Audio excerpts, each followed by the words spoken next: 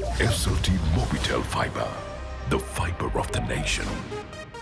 SLT Mobitel Fiber, the fiber of the nation. Comfort මූඩියෙන් භාගයයි කලක් පවතින අලුත් පෙනුමයි.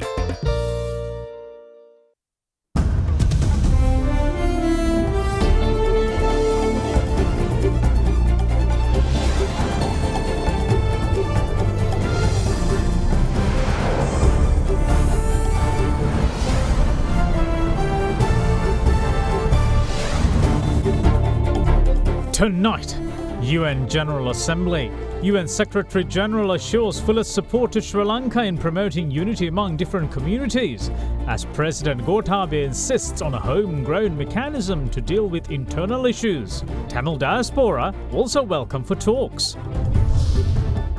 Bilateral talks.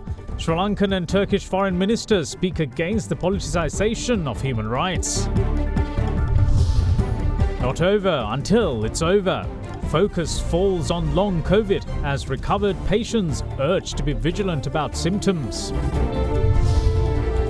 No to DIY. Physicians call on COVID patients to leave the medication to experts. The common prescriptions with drugs and medicines will not be helpful, or sometimes it may be harmful to the patient. All that and much more coming up on First at 9.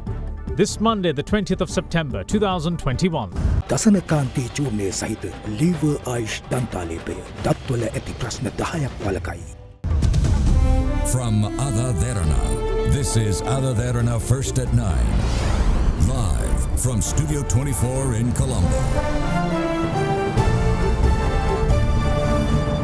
Good evening, welcome to First at 9. I'm Hamke tonight. Now then, President Gotabaya Rajapaksa has reiterated that Sri Lanka's internal issues must be addressed via an internal homegrown mechanism. However, the Tamil diaspora is welcome to engage in dialogue with the government in this regard. The head of state had expressed these sentiments during talks with Secretary-General of the United Nations Antonio Guterres in New York. During the meeting, Guterres had given assurance that the UN will provide its full cooperation to Sri Lanka in moving forward to promote unity among different communities. President Gotabaya Rajapaksa, who is currently in New York to participate in the 76th session of the United Nations General Assembly, called on Secretary-General of the United Nations Antonio Guterres at the UN headquarters yesterday. During discussions, Guterres had told President Gotabaya that the UN will provide its full support to Sri Lanka in moving forward to promote unity among different communities. He had also noted that Sri Lanka, as a country which plays a more active role in social and economic spheres in the Indian Ocean region, the UN expects Sri Lanka to do so in the future as well, despite the crisis that has plagued the island for nearly 30 years. While expressing his pleasure for having an opportunity to hold a bilateral discussion with the UN Secretary-General, President Gotabaya briefed him on the challenges faced by a country like Sri Lanka with a small economy in the face of COVID-19. The head of state had spoken at length on the impact of COVID-19 on education and the economy of the island. Further, President Gotabaya had pointed out that more than half of the country's total population has been fully vaccinated, adding that all arrangements have been made to fully vaccinate all those over the age of 15 before the end of November. The progress made by Sri Lanka in the vaccination drive had then drawn praise from Guterres. The president had pointed out that the COVID-19 pandemic was a major obstacle to fulfilling the pledges made to the people when he became the president in 2019. However, he elaborated on the steps taken to address the issues which arose in the aftermath of defeating terrorism that lasted for over 30 years, even amidst the pandemic situation. What's more, the head of state had explained the compensation paid to the victims, the transfer of lands back to the owners, and the massive development carried out in the north and east provinces since 2009 under the guidance of President Mahinda Rajapaksa, and the opportunity given to democratically elect the representatives to the Northern Provincial Council. He had also gone on to say that the government would take immediate action with regard to missing persons and expedite the efforts, such as issuance of death certificates. President Gotabaya had pointed out that many youths who were arrested as suspects over terrorist activities were released after he came to power. He then informed the UN Secretary-General that legal action would be expedited with regards to the rest of the personnel who could not be released, and that he would not hesitate to grant a presidential pardon to the Tamil youths who have been in custody for a long time, taking into account their long-term detention. Further, the head of state had said that his objective is to strengthen the democracy in Sri Lanka, and accordingly, there are no baton attacks or use of water cannons on protesters under his government. He also said that a separate area has been set aside for protesters near his office. The president also explained to Guterres his engagement with civil society organizations to bring about development and reconciliation in the country. In addition, President Gotabaya had said that the internal issues of Sri Lanka should be resolved through an internal mechanism of the country and that the Tamil diaspora would be invited for discussions in this regard. Finally, he had expressed his readiness to always work closely with the United Nations, adding that though he could assure that there is no room for separatism to re-emerge in Sri Lanka as a government, as well as other states, should be vigilant about religious extremism. In the meantime, Foreign Minister Professor G.L. Pires met his Turkish counterpart Mevlut Çavuşoğlu in New York recently. During discussions, Professor Pires had expressed the potential of both nations to boost trade and investment in areas such as the construction and pharmaceutical sectors. The duo had also spoken against the politicization of human rights and selective use of human rights as tools by some parties. Foreign Minister Professor G.L. Pires, who is also in New York for the 76th session of the UN General Assembly, called on Foreign Minister of Turkey Mevlut Çavuşoğlu at the Turkish House in New York recently for a bilateral meeting between the two sides on the sidelines of the UN General Assembly session. During the visit, both ministers noted that it would be an opportune time to enhance further contacts by visits and interactions at other levels to strengthen the excellent ties of friendship between Sri Lanka and Turkey, particularly economic and trade ties. Both appreciated that bilateral trade between the two countries had steadily increased from $100 million and was projected to reach $200 million this year. Further, Foreign Minister Professor Pires highlighted that there is a need for Sri Lankan exports to Turkey to diversify as 80% of it consists of tea. He also noted that there is a tremendous potential between the two countries to boost economic, trade and investment in growth areas such as construction and the pharmaceuticals industry, where Turkey had expertise.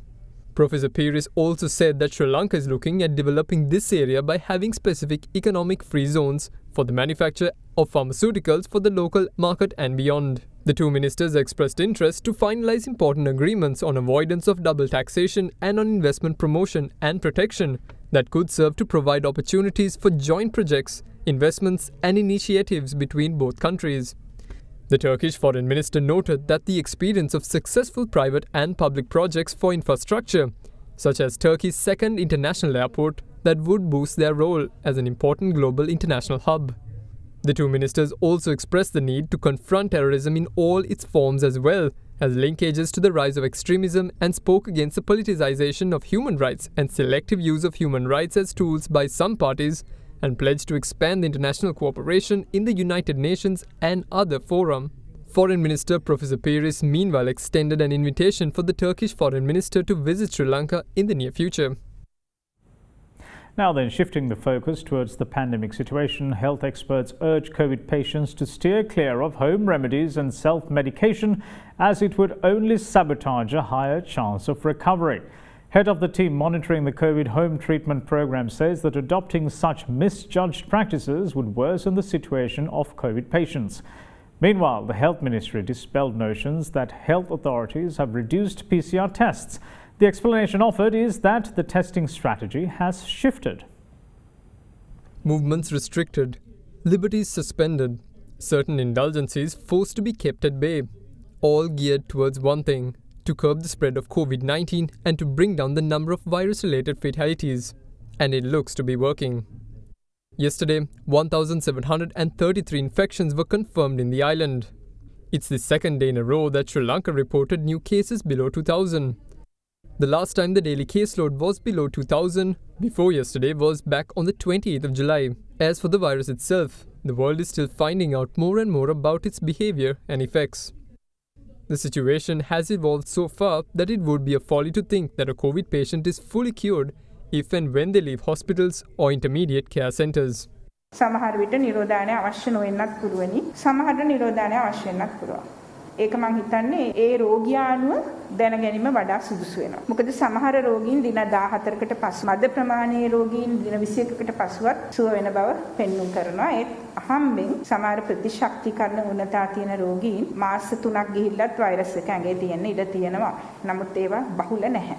In the meantime, health experts say that when it comes to COVID treatment, it is yet again patient-centric as 80% of people who contract the virus recover without complications. Depending on the patient only, we can recommend the medication because this COVID infection shows the variation of symptoms. Because of that, it can vary from one patient to another patient. So, the common prescriptions with drugs and medicines will not be helpful or sometimes it may be harmful to the patient as well. ගොඩක් වෙලාවට අපි මේ අධි ප්‍රතිශක්තිකරණ ප්‍රශ්නයේදී COVID රෝගියෙකුට ලබා දෙනවා ප්‍රතිශක්තිකරණය අඩු කරන ඖෂධ. එයින් ප්‍රධාන කාණ්ඩය ස්ටීරොයිඩ්. තව නවීන ඔය හන්දි අමාරු වලට පාවිච්චි කරන බයොලොජික්ස් කියන බෙහෙතුත් නිර්දේශිත නම් ලබා දෙනවා. ඒ හැමෝටම නෙවෙයි ඒක සුදුසු නම්. මොකද මේ හැම ඖෂධයක්ම දෙපැත්ත කැපෙන ආයුධයක් වගේ. යහපත් දේ වගේමයි අයහපතක් සිදු කළ හැකියි. බහුලව පාවිච්චි කරන ස්ටීරොයිඩ් වල අපි දකිනවා දියවැඩියාව අලුතෙන් හට ගැනීම හෝ තියෙන දියවැඩියාව වැඩිවීම, මාංශ පේශිවල දුර්වලතා ඇති වෙන්න පුළුවන්, අස්ථිවල දුර්වලතා ඇති වෙන්න පුළුවන්, ඊටමත බඩේ දැවිලි, බඩේ තුවාල, ඒ වගේ රෝග ලක්ෂණ, ඒ වගේම මානසික ආතතිය උනත් ස්ටීරොයිඩ් වැඩියෙන් දෙන්න වෙන නිසා ඇති වෙන්න පුළුවන්. එතකොට ඉතාම වැදගත් වෙනවා මෙම රෝගීන් ඖෂධ ගනිද්දී අතුරුඵල එනවා නම් සැලකිලිමත් වෙන්න. ඊට අමතරව ද්විතීක බැක්ටීරියල් ආසාදන ඇතිවීමත් මෙම රෝගීන්ට වැඩි. In the meantime, another misconception surrounding COVID contraction and vaccination was dispelled today.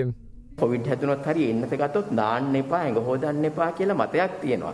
ඉතින් කිසිම විද්‍යාත්මක වෛද්‍ය විද්‍යාත්මක පොතක නැහැ ශ්වසන ආබාධයක් හැදුනත් මොන දෙයක් හැදුනත් එහෙම නෑවා කියලා එකකින් නියුමෝනියා හැදෙනවා කියලා කිසිම පොතක නැහැ. ඒ වුණාට මේ මතය හරියට තියෙනවා. මම හිතන්නේ අර මරණ සංඛ්‍යාවත් වැඩිවීමත් එක්ක නියුමෝනියා හැදෙනවා කියන කතාවත් එක්ක ආපු මතයක් වෙන්න ඇති. සාමාන්‍යයෙන් අපේ ශ්‍රී ලාංකික සංස්කෘතියේ මතයක් තියෙනවානේ නෑවහම පීනස වැඩි වෙනවා. ඒ වගේ දේවල්. In the recent days, the allegation that the number of PCR tests conducted are insufficient has been gaining traction.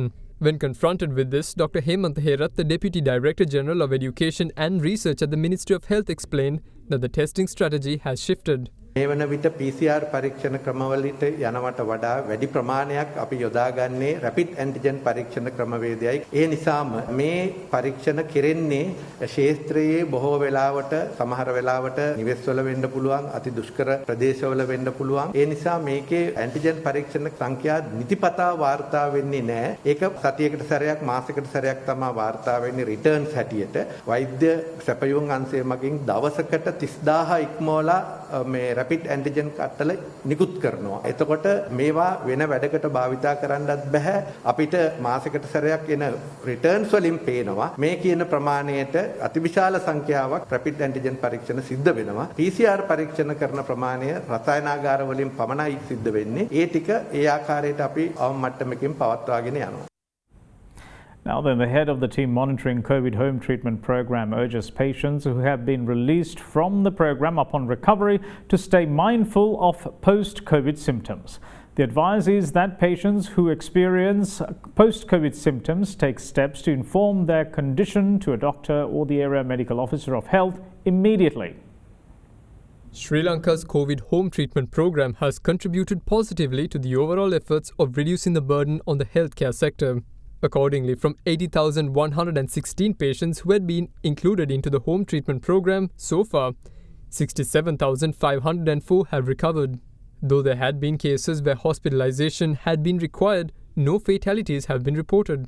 Only 1% of patients have been admitted. The number is 1,064. And today we have the active patient number is 11,215, which is very much less compared to 2-3 months back. Dr. Galhena also listed some of the benefits of the home COVID treatment program. We identify their spoken language. Accordingly, we cater to the patient by selecting the same language speaking doctor in order to provide a best possible care to the patient without having any misunderstanding or mismanagement. On discharge, we confirm that patient doesn't have any physical problems, psychological problems or social problems. Then only we confirm the patient discharge. So patient is free of infecting others. An aspect of the COVID virus which is increasingly being thrust into attention is what is known as long COVID, which is the lingering effects of the virus even after patients recover. Health experts now say that post-COVID breaks down into several categories.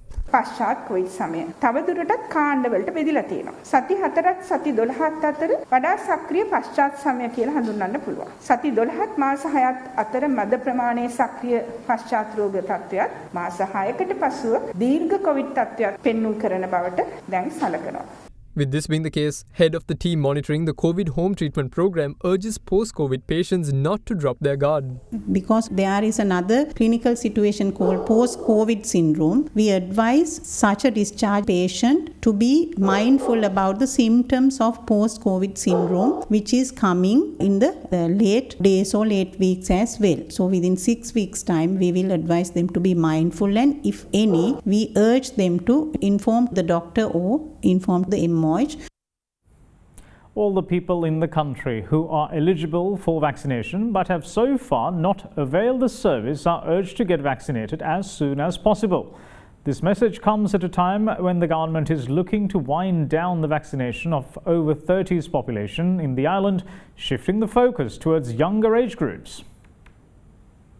It has taken just under 8 months for Sri Lanka to vaccinate over half of its total population. As of last evening, 11,093,465 persons had been fully immunized, while 2,679,076 persons were awaiting their second doses.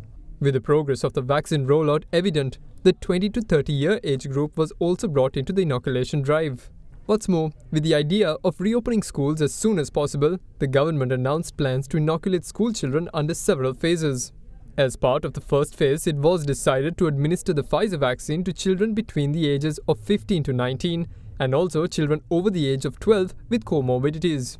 State Minister of Production, Supply and Regulation of Pharmaceuticals, Professor Channajaya Sumana, said the hope is to start the school children's vaccination in 2 to 3 weeks. විශේෂයෙන්ම ප්‍රාදේශීය සෞඛ්‍ය සේවා අධ්‍යක්ෂකවරුන් සහ පළාත් සෞඛ්‍ය සේවා අධ්‍යක්ෂකවරුන්ගේ අදහස් විමසලා ඔවුන්ට මේ කටයුත්ත සූදානම් කරගන්න පුළුවන් පළවෙනි දිනේදීම අප ලබා දෙන්නයි බලාපොරොත්තු වෙන්නේ. ඒ සඳහා අපිට තවත් දින කිහිපයක් ගත වෙයි. මම හිතනවා ඉදිරි සති දෙක ඇතුළත මේ කටයුත්ත අපිට ආරම්භ කරන්න පුළුවන් කියලා. ඒ වගේම 20 කාණ්ඩෙට අපි ආරාධනය කරනවා හැකි ඉක්මනින් ඔවුන්ගෙත් එන්නත් ලබා ගන්න. මොකද එන්නත් දින එක අපිට හැමදාමටම දිගටම ඇදගෙන යන්න පුළුවන් දෙයක් නෙමෙයි. මේක අපි නිමා කරන්න ඕන මේ කටයුත්ත ක්‍රමානුකූලව අපිට සිද්ධ වෙනවා අවුරුදු 30ට වැඩි උදවියගේ එන්නත් කරන වැඩපිළිවෙල නිමා කරන්න යම් කාල සීමාවක් පනවන්න ඒ වගේම 20 කාණ්ඩයටත් ඒ සඳහා දිනවකවානු නියම කරන්න. Given the vaccination of over 30s is set to wind down, health experts also urge unvaccinated people to get the vaccine they're entitled for sans delays. Social media misinformation had been rife about the effects of vaccination, the latest of which is the so-called infertility among those who opt for COVID vaccine. Health authorities are constantly addressing the matter, and each time the answer had been that it is simply fake news. If you want to be safe from the virus, the vaccine is the only way forward. අපිට පැහැදිලිව පේනවා රෝගය හැදිච්ච අමාරු වුණත් පෙනහළු දෙක පැහැදිලි වේගෙන යනවා ඉක්මනට මේ ප්‍රතිශක්තිය කාර්ය සම්පූර්ණ කරපුවාගේ සම්පූර්ණ සත්‍යයක්. ඒ නිසා ගොඩාක් ජීවිත බේරුණා කියලා මට අත්දැකීමෙන් කියන්න පුළුවන්. In the meantime, Sri Lanka received another boost to its vaccine program today, with 73,000 doses of the Pfizer vaccine touching down at the Bandaranaike International Airport. Big 3. Now, a 14-year-old boy was shot dead last night during a family altercation that had taken place in the area of Veerakatiya. The police, however, are yet to arrest the chief suspect. A perpetuated disagreement between two factions of relatives in the area of Gajanayakapura in Veerakatiya resulted in a teenager losing his life to a bullet yesterday. According to our area correspondent, a tense situation had erupted between the two parties at around 10 p.m. last night.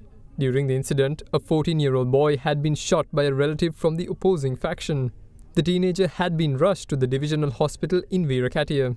However, he was then transferred to the base hospital in Tangol, where he had succumbed upon admission. Today would have been his 15th birthday. So far, 3 persons pertaining to the incident have been arrested by the Veerakatiya police. However, operations are underway to capture the suspect who had shot the 14-year-old as he had fled the area. Now then, the circular pertaining to the interim allowance of 5,000 rupees that was proposed for the teachers by the Cabinet Subcommittee appointed to resolve salary anomalies of government teachers has been issued by the Education Secretary, Professor Kapila Pereira. According to Education Secretary, the other subcommittee recommendations will also be implemented within the next 6 months. On the 30th of August, the Cabinet decided to provide a 5,000 rupee interim allowance to the government teachers and principals who are on duty during the months of September and October. The decision was also taken by the Cabinet following the consideration of the recommendations made by the Cabinet Subcommittee to resolve the salary anomalies of the government teachers. Accordingly, the relevant circular pertaining to the allowance has been issued by Secretary to the Ministry of Education, Professor Kapila Pereira, last Friday, the 17th of this month. As per the circular, the allowance for the months of September and October will be forwarded to the teachers by the relevant zonal directors of education. The principals on duty can obtain the allowance through the respective zonal directors of education. The Education Secretary also said that the Cabinet Subcommittee recommendation on the Gazette notification declaring teacher service, teacher advisory service and principal service as closed services will be issued before the 20th of November. Further, he also said that the remaining subcommittee recommendations will be implemented within the next 6 months and steps will be taken to present its progress to the Cabinet. Meanwhile, in another letter on the same day, the Secretary to the Ministry of Education has instructed all zonal directors of education to pay the allowance of 5,000 rupees based on the list of teachers who have performed their duties. In the meantime, the teachers' unions criticized the decision taken by the Graded Principals Association to submit only GCE advanced level applications. The Graded Principals Association made the move after giving consideration to the utter inconvenience caused to the students.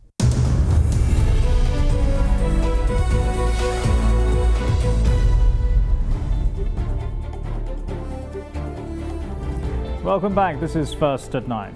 Now then, oil dropped more than $1 a barrel to around $74 today as rising risk aversion weighed on stock markets and boosted the US dollar, while more US Gulf oil output came back online in the wake of 2 hurricanes.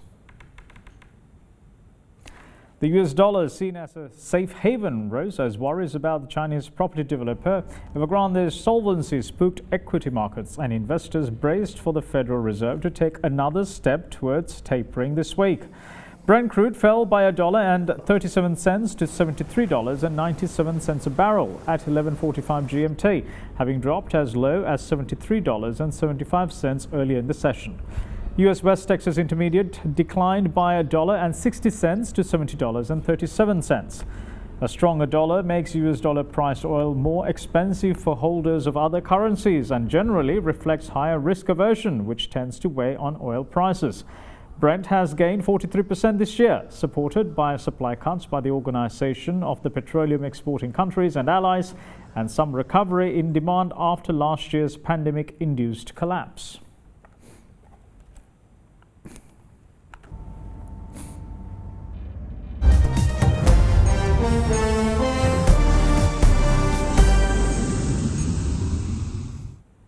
Pfizer and BioNTech said today that their jointly developed COVID-19 jab is suitable for children between 5 to 11 years of age. Now then, in the meantime, several countries that have imposed restrictions because of COVID-19 outbreaks in certain localities have started to relax them as new cases decline. Pfizer and BioNTech said today that the company's 2-dose COVID-19 vaccine is safe and showed a robust antibody response in children aged 5 to 11. Based on data collected in a trial that included more than 2,000 children, Pfizer and its German partner BioNTech said that the vaccine was safe and showed robust neutralizing antibody responses for this age group. The children in the trial were given 2 smaller doses of the vaccine than those given to people 12 and older. The company said that it produced antibody responses and side effects in children that were comparable to those seen in a study of people 16 to 25 who received this full dose of the vaccine. According to the US Centers for Disease Control and Prevention, more than 466.5 million COVID-19 vaccines have been given in the US, while the Pfizer vaccine is one of the 3 in use in the US along with Moderna and the Johnson & Johnson. Meanwhile, Prime Minister of New Zealand Jacinda Ardern eased coronavirus curbs slightly in the country's largest city of Auckland today, as the government expressed confidence that there was no widespread regional transmission of the Delta variant. But tough restrictions will continue even after midnight tomorrow when the alert drops to 3 from 4 in the city of about 1.7 million at the center of the latest Delta outbreak. The Auckland city is expected to remain at level 3 for at least 2 weeks, while the rest of the country is to remain under level 2. In the meantime, Vietnam's capital Hanoi will further ease its coronavirus restrictions from this week, with new cases on the decline and the majority of its adult population being partially vaccinated. So far, 94% of Hanoi's adult population of 5.75 million has received one shot of a COVID-19 vaccine, with the aim of completing second doses by the end of November. Elsewhere, several states in India reopened schools for some classes today as coronavirus cases showed a declining trend. In western Rajasthan and central Madhya Pradesh, schools opened for students from grades 1 to 5, while in Jammu and Kashmir territory, students of grades 10 and 12 attended schools. States also issued standard operating procedures for schools that included sanitization, a lesser number of students in class, thermal screening, and no objection letters from parents to let their children attend schools. A student opened fire at a university in the Russian city of Perm today, killing at least 8 people and wounding several others. The gunman himself was killed after the shooting at Perm State University, around 1,300 kilometers east of Moscow. Earlier, media footage from the scene showed students jumping from the first-floor windows to escape the building, landing heavily on the ground before running to safety. Students have reportedly built barricades out of chairs to stop the shooter from entering their classrooms. The investigative committee that handles probes into major crimes said that the gunman was identified as a student at the university. Local media identified the gunman as an 18-year-old student who had earlier posted the social media photo of himself posing with a rifle, helmet and ammunition. Russia has strict restrictions on civilian firearm ownership, but some categories of guns are available for purchase for hunting, self-defense or sport once would-be owners have passed tests and met other requirements.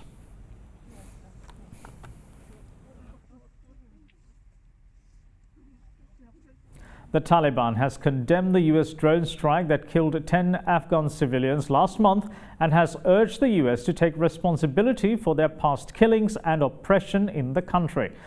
But for the Afghan people, it's the least of their worries. The situation in the country after the US troops pull out and the subsequent lightning takeover by the Taliban has left many hungry. Lack of jobs is also an issue, and people say that Taliban has brought with it misery and misfortune.